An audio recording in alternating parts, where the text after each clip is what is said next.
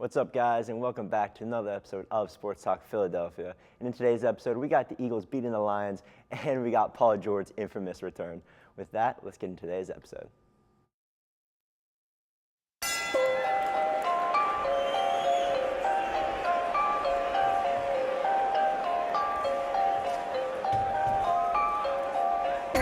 Probably shot a Rockefeller hover. Now I go to war like a soldier. Yeah. Plus they tried to count me out, thinking that it's over. But I got to fight. Rocky Balboa. Yeah, I got to fight like Rocky Balboa. Yeah, I got to fight. Rocky Balboa. Yeah, I got to fight like Rocky Balboa. Rocky Balboa with the fight. Yeah, I got to fight. Yeah, Hello, everyone, and I'm your host, Braden Knapp. And we got the Three Stooges here today. It's kind of a fun episode. We got here on the left, we got Chris Grass. How we doing? Doing good, man. Ready to talk ball as always. Awesome. Over on the end, Jaden Torres. How we doing today? Doing good this week, actually. Doing pretty solid. Awesome. So let's get right into it. And so let's start off with our Eagles talk, where the Lions turn to kittens. Over on Sunday for Sunday Night Football, the Eagles defense hold the Lions offense to only 9 points, just 3 field goals. And this was the Lions' worst offensive outing since Week 7 of 2023. The Lions are a very good team. So this was awesome, great defensive performance. And Goff, 38% completion percentage, which is by far the worst in his career. I mean, that would happen too if the Eagles' defensive line swatted almost every ball. It seems as though Jared Goff threw. I believe Jalen Carter, had 2 deflections, and I believe Jordan Davis had 3. I mean, just a masterclass performance. I think that's the only word to describe it. Offensively, not so much. We'll talk about that later. But defensively, I mean, this was a beautiful game. Chris, how was this game for you? Oh, it was, like you said, a defensive-minded battle. Jordan Davis just got named NFC Defensive Player of the Week. I think that was much deserved. Braden, you mentioned 3 pass deflections. He's just been a playmaker the entire season. Can't say enough good things about Jordan Davis. Jalen Phillips, again, in the backfield, getting sacks, doing his thing. Seems to be the missing piece for that defense. And just shout out to Vic Fangio as a whole, the defensive coordinator. He's been keeping the Eagles in games the past few weeks. So a lot of love for Vic, and defense as a whole, a lot of love. But offense, man, I'll kick it back to you, but not ideal. Definitely not. Jaden, what was your thoughts on this game? This game was pretty good. Like, defensive, like we were saying this before, like the D-line needs to improve, right?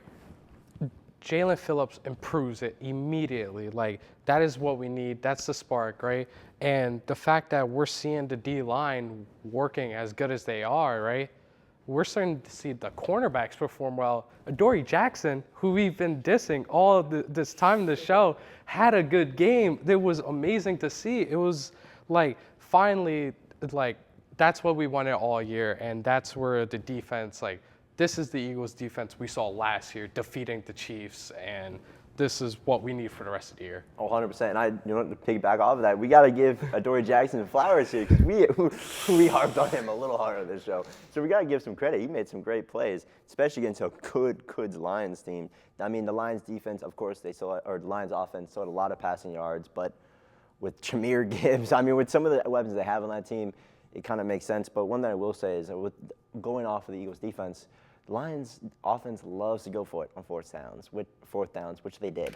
And they went 0 for 5 on it. They didn't get a single one, which is kind of crazy, because especially when you just have to, on some of them runs where it's just a 4th and 1, 4th and 2, you guys have to hand the ball off to Jahmyr Gibbs. That's not that hard to get a first down. But this, last we said, I mean, it was like a brick wall, our defense in this last game. And it was truly beautiful to see. But as we kind of mentioned, offense was not there again. Unfortunately, the offensive outage strikes again. Fortunately, there's 26 combined points of the last 2 games. Not very good. Hurts 50% completion rate with 64 passer rating versus the Lions. Not the greatest, but I mean, he did what he needed to do. I guess we still won. Barkley only 2.9 yards per carry the last 2 games. And then, unfortunately, we kind of saw this coming. Lane Johnson out 4 to 6 weeks with a foot injury. Unfortunately, was not very good. And also, go on top of all that, I feel like a lot of drop passes the last game, to give Jalen Hurts some credit on that completions rate. I just feel like there's some times in the last game just no one catch the ball. But Chris, I know you talked about it a little bit. Offense, it was not here this game, was it? Oh, man, it's the last few games have really really made me miss Kellen Moore. I mean, he was just last year. The offense, it seemed like they were flowing every single week. He was really getting them dialed up. Patullo, it's not the same. I mean, obviously Saquon, you expected him to take a step back, but he just hasn't been the same player.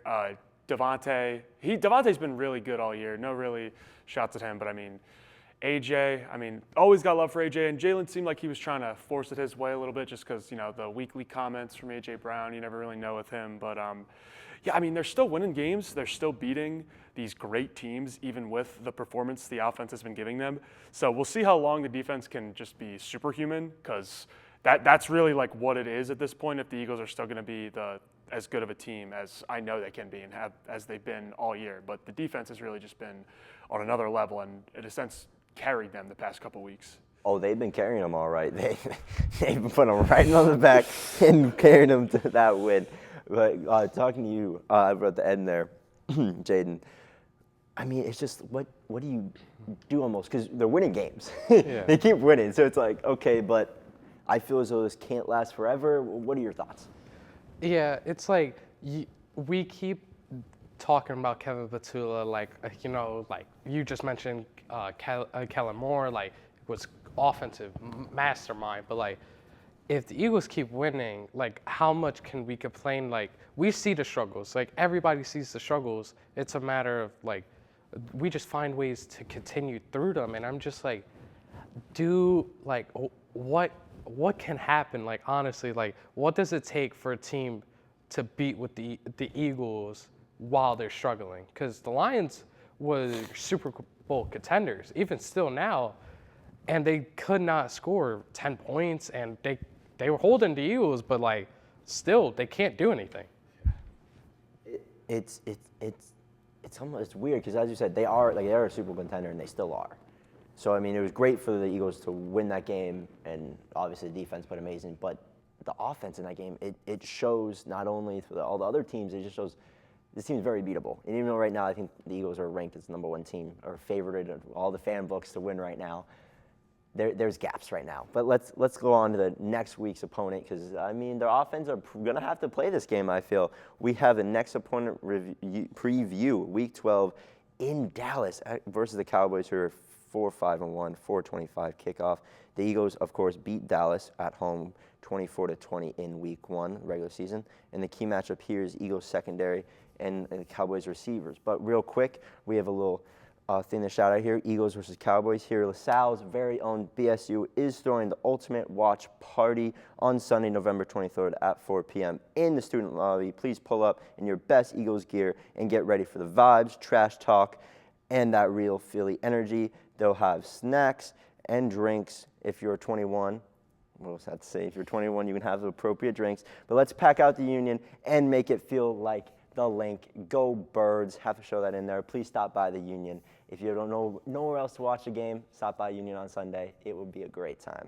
But about that game, this is going to be a tough game. I know the Cowboys are not tough and bad Cowboys right now. That doesn't matter going into Dallas, man. This will be a game. They're coming off some wins. And Chris, I want to see your thoughts on this, but Eagles got to be ready for this game. 100%. Still a division rival, still the Cowboys. And yeah, they're coming off Raiders. Raiders aren't a great team, but they still put up 30-plus points against them. Cowboys offense is no joke. Still got to take them. Don't take them lightly. But the Cowboys defense isn't very good. So if there's a game where the Eagles are going to get back on track offensively, it should be this one. I think the defense still keeps it rolling. I think the Eagles win this game. I think the offense gets somewhat back on track. I think the Eagles win 24-10. I think the defense still pitches almost a shutout and does enough for them to win this game. I agree. I like how you said that. This is a good game for the offense to get going a little bit. Because it will be a tough game still. Nonetheless, playing Dallas will be a tough one. But this will be one for the offense hopefully get their footing back a little bit. Jaden, how do you think this game is going to go? If the defense can just be the way they are, right? I don't know, because Dallas is one of the best offense in the league. They're going to put up 30 points, and they have to because their defense is so lackluster. It's right there with the Bengals. They're going to score 30. They're going to give up 30. So it's a matter of can the Eagles' defense show up, and the Eagles' offense has to show up for Dallas. 100%. You said the exact word. They have to show up. You can't just go mess with Dallas. It's Dallas, but we can't mess with them. They're still a very good team at the end of the day. But with that does our time with the Eagles. And now let's get into the Sixers a little bit. Podcast time is up. Am I reading that correctly? That's right, everyone. Paul George returns in the 110-108 victory over the Clippers.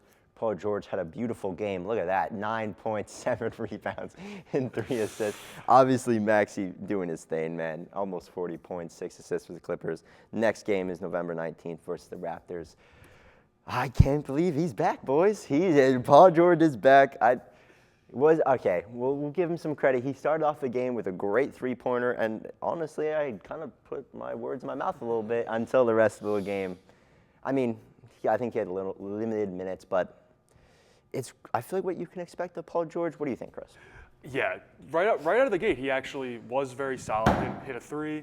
Then his next offensive possession, he got fouled for 3. And so seeing him be aggressive right away was a good sign. I definitely enjoyed seeing that, but unfortunately the efficiency wasn't there. He only took 9 shots. He was 2 for 9. Defense was there, on ball, off ball. IQ was still there, which is great to see. Defensively, still love having Paul George as an asset out there.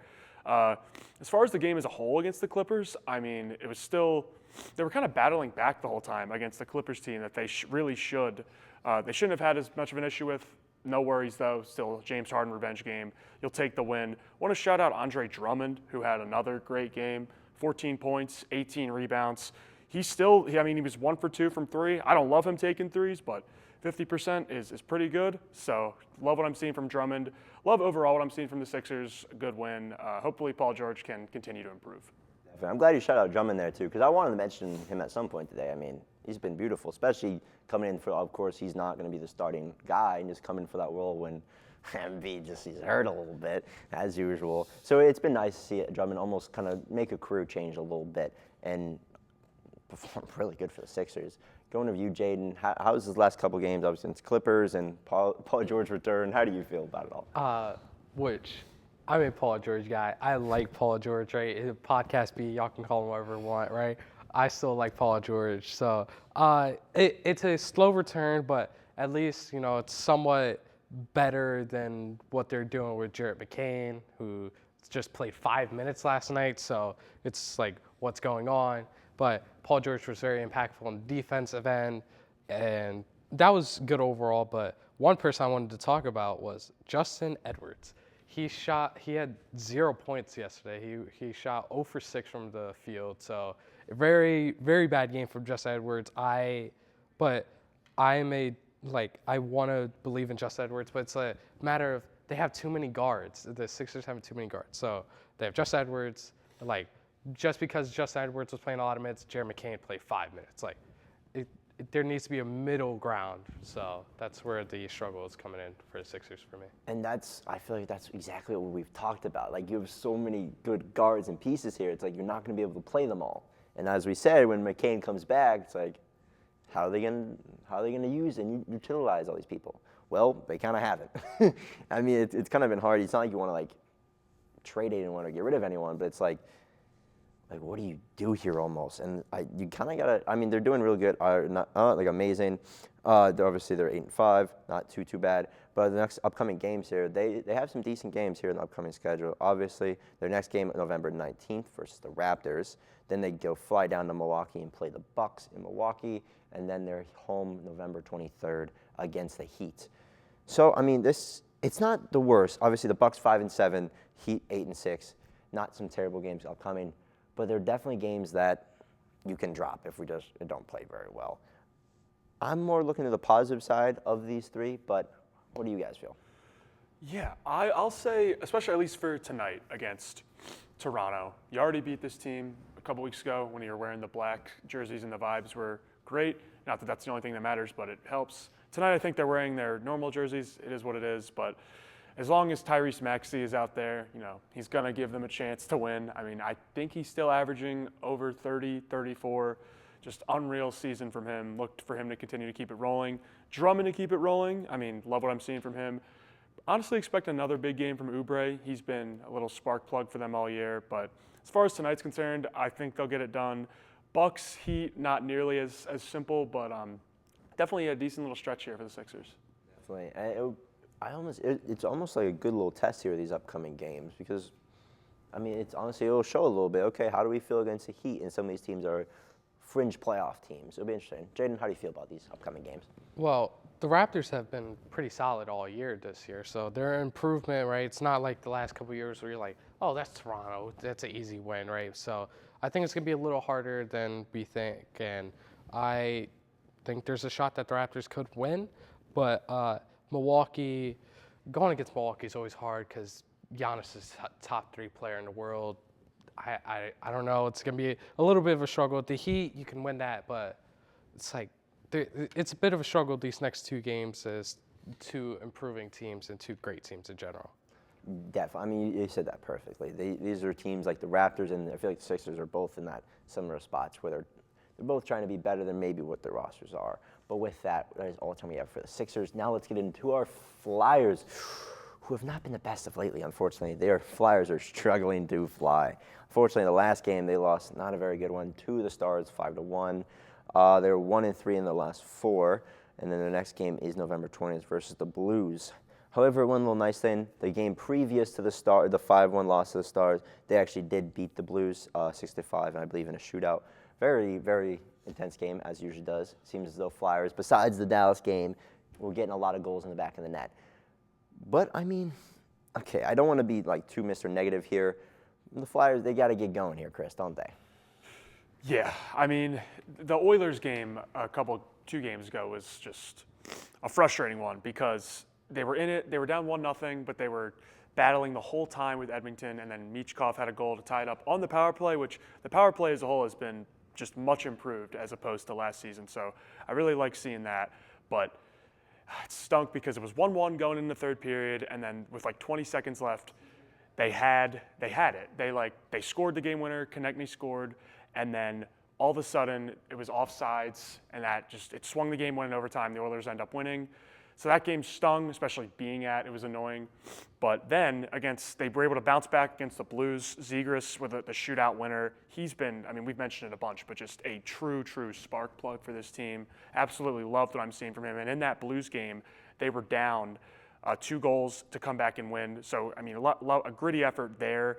Stars game, no real positives. You lost 5-1, take it on the chin, move on. They get the Blues again on Thursday, so hopefully that'll be a bounce back and they can beat them like they did on Saturday. But yeah, definitely got to get it going a little bit. Definitely. We're hoping at least this next game at the Blues will be a nice bounce back from, obviously, Dallas are a good team, but you don't ever want to lose 5-1, do you? Not really. Over the end there, Jaden, how do you feel Flyer season so far? Well, the Flyers, they start up and they go back down, then they start back up. But it's like last week on the show, we were talking about how they were a playoff team. They were the 4th seed in the Metro, 8th seed in the East. Now they're 12th in the East, 7th in the Metro. It's like the offense is there. No, there's no worries about that. It's a worry about the defense. Can they be able to stop teams? Giving up 5 goals again, like I feel like they gave up 5 goals just the other week, right? So it's like they keep on giving up more goals, but it's like just hold them a little bit, because the offense is never the issue. It's never the scare for the Flyers right now. Because I kind of talked about it a couple of weeks ago, but as we said, the offense is rolling. They have a lot of pieces going in there, but the defense is severely lacking, and it's almost like they kind of need to do something, especially if they do want to be a playoff team. And as you just said here, just last week, they were in that playoff push, and now they've taken a seat back a little bit. So, I mean, honestly, I feel this Flyers really want to be a playoff team, at least push into that, I feel you have to make a change, at least bring someone in defensively, because Vladar, you don't need a change. He's been awesome, and keeping them in a lot of these games. So that's the only worry, especially if he goes down, then you're more in the hole. So going to you, Chris, what do the Flyers got to do here to continue upward and not downward?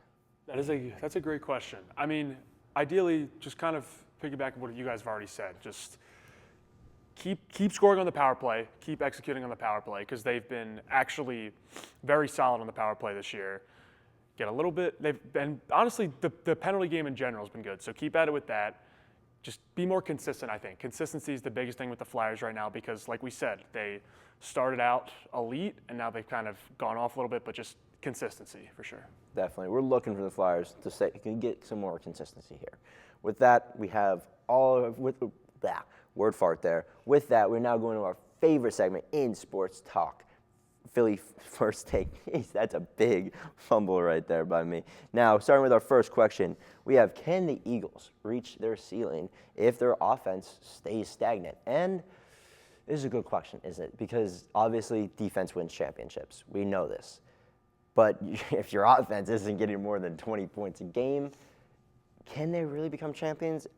My feeling is, though, I feel like the Eagles, at least offensively, are going to hopefully work out a little bit. But if they don't, then I would have to say, yeah, probably not. If they can't get above 20 points a game here, if not even more than that, you can't expect your defense to be amazing every single time. So I feel they got to do a little better. What are we feeling?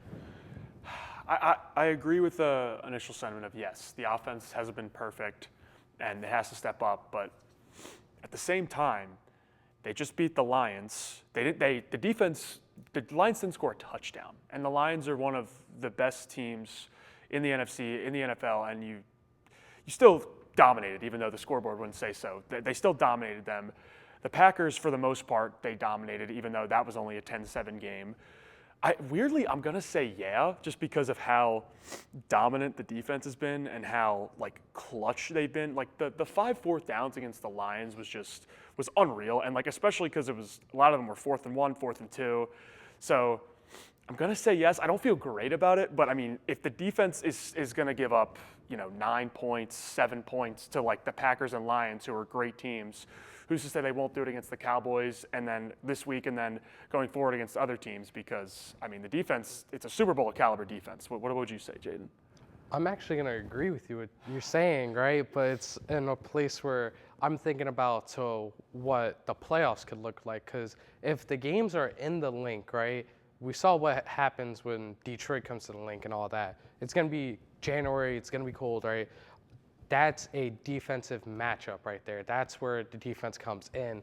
And the fact is that you think back to last year where, I believe it was Green Bay scored under 17 or something, and then they held the Rams to 20, and then held the Commanders to 23. They're keeping them in that range. So, and then in the Super Bowl, the defense scores actually. So it's the defense. If the defense can perform like the best defense in the league, they got a shot always, and I think they could reach their ceiling and winning a Super Bowl.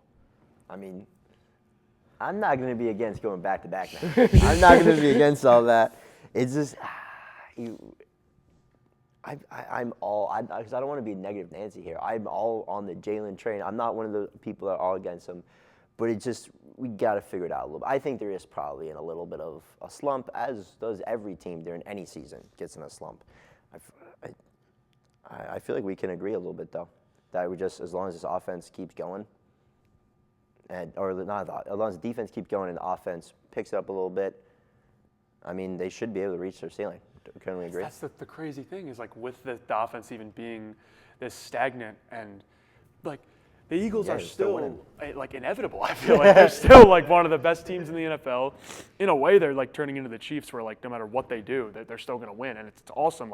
As an Eagles fan, to even say that, but it's just it's reality at this point. They just win, and it's what you guys said. They just find ways to win, and I think if the defense just keeps finding ways to win, unfortunately, it might give Vic Fangio another head coaching job. But I hope that doesn't happen. But I don't know. I think they can really still pull it together, even if the offense isn't as Super Bowl caliber as it was last year, because the defense is one of the best defenses I've ever seen from the Eagles so far. I mean, it really has. And do you have anything to add? Or you want to go to our next one, Jaden? We can go to our next one. You ready? Okay. I'm ready for the next question. We got another one here. We got way too early playoff prediction. Is who we think are the teams to beat? And I want to start with you, Jaden. I want to hear it. I know you got something cooking over there.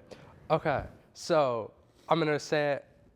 They're not in the top 5, not even in the top 6 in the West, right? I'm going with the Warriors. The Warriors are always a team to beat no matter what. It's a matter of you got Steph Curry, you got Jimmy Butler, Draymond Green, even though he's not going to do much on box, if you look at the box score, but you watch the game, he's a pivotal part of that team. And then you got a rising star in Jonathan Kuminga and Pods. So I think there's so many things with the Warriors that you have to find a way to go through them, and they're always a threat when it comes to the playoffs. I mean, it's hard to say like again or argue against anything that's the Warriors because that's as you just mentioned. I mean, you got Steph and you got especially Jimmy Butler. It's just a well-run machine there, just like how the Eagles are run. They run Golden State very well, and they're a very well-run organization. So yeah, they're gonna. Do I think they're the top of that list? I don't think they're on the top of that list. They're definitely someone you gotta go through though. Yeah, 100%. You definitely gotta go through them, and they're not like a dog. Like you can't just like push them off to the side. This is easy. No, dog Steph walk Curry. in. Like as long as you got Steph Curry, they're gonna be a factor. Yeah, greatest point guard of all time. Just no greatest disagreement shooter, for me. yeah. I mean, yeah, love Steph. I'll say though, I mean, it's gotta be the Thunder. Like they still gotta be the team to beat. Unfortunately, they won it all last year. They only have one loss right now. Like, you know what they reminded me of, Jaden? They reminded me of when Steph was initially like getting into his run, and then the Warriors took over the league and they had that dynasty. Feels eerily similar to what's going on in Oklahoma City. So I would say the Thunder from the West.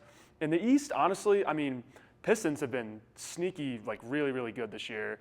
I'm gonna still give some respect to the Cavs. I like Donovan Mitchell more than most. I think he can at least get them a playoff series, get them a few games. I think he's really talented, and the defense on the Cavs is super solid. But Thunder and then those two other teams, I would say, are the teams to beat for now. What about you, Braden? And it's almost like maybe getting all those picks from the Thunder back years ago was worth it. Maybe getting 30 first-round picks is a good idea.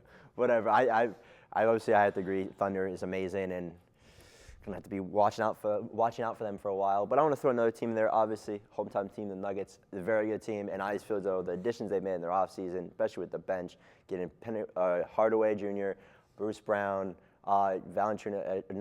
I can't pronounce the center, his last name. Jones. Yeah, he's very good. It's just they have a lot of good weapons there, and especially a really good bench to maybe go back to the time they won the last time. With that is all the time, unfortunately, we have on today's episode. It has been a great one. If you would, please check out our socials at SportsTalk LTV on X and Instagram, and please stay tuned. I know there's going to be a lot to talk about next week. I know a lot more storylines come out each week, especially here in Philadelphia. Thank you, and goodbye.